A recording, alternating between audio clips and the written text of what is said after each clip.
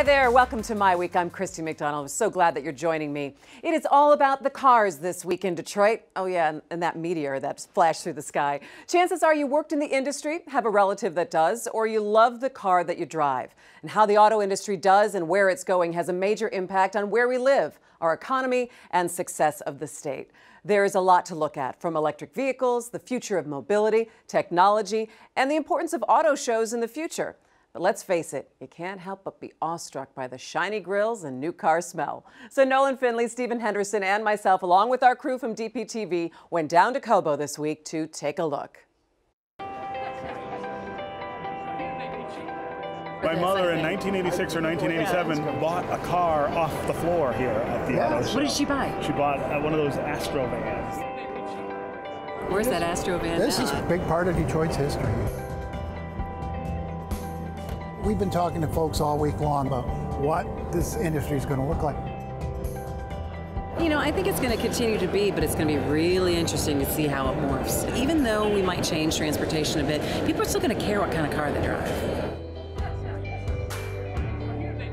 So what do you guys think of the show so far? I mean, you've had a chance to walk around a little bit, see the shiny cars. It does not seem as hype as normal. It's a little quieter today during press week than I've noticed. But it's a good show. Nolan. It's a beautiful show. Solid selection of models here.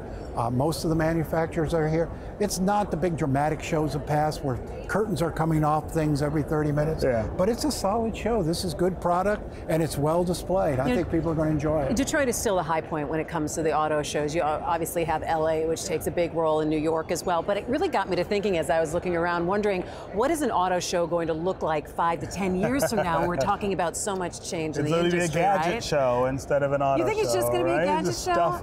It's showing off what your car can do that it doesn't do right now. I still contend that people are really going to care about what their vehicle looks like, even though they might be sharing it with someone else or they might be catching rides. I don't know. I still think we're going to care what it looks like. I still think it's going to look a lot like this. I don't think these automakers are going to stop making these sort of vehicles. I think a lot of these vehicles may have different drive systems in them. They may be much more electric.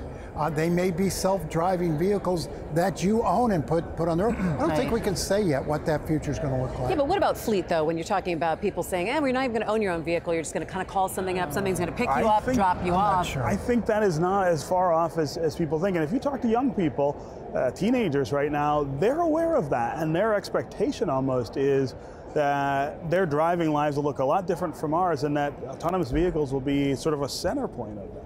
I think that's a long, long way ahead. I think this is a long, slow process. I know the technology is rapidly developing, but to bring the consumers along, as Sergio Marchionne of FCA said this week, the consumers aren't going nearly as fast as we are. Bill Ford said the same thing. So I think you're going to see a blend as the years go by, and the balance may start changing. But I think you will not get to the point where you don't own your own car. Maybe if you live in the city, you don't. But I think most of us will still own our own cars. Let's look at what GM is doing here, though. They come out and they say we're going to have driverless cars in our fleet in 2019. Now, what they mean by that is not that you or I are going to go buy one and have it on the road, but they do mean that services like Uber or Lyft may start to use those cars.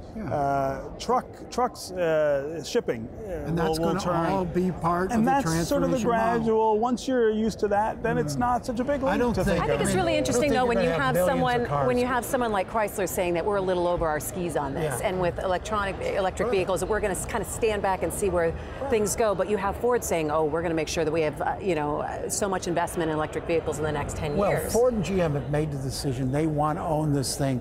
They want a complete vertical integration. They want to own the technology, the management of the system, the servicing of the system, as well as the vehicles. They feel that's where the money's going to be made. FCA and Marchionne, they're taking a more conventional look at this. And yeah, you may have a self-driving vehicle, but it'll be your vehicle, and you'll want it to look nice and be comfortable, and reflect your taste. I think what's undeniable though is the shift in the industry away from the thinking of them being car companies and toward mobility companies. I think that's in and of itself really important. I mean, a really important change. It is.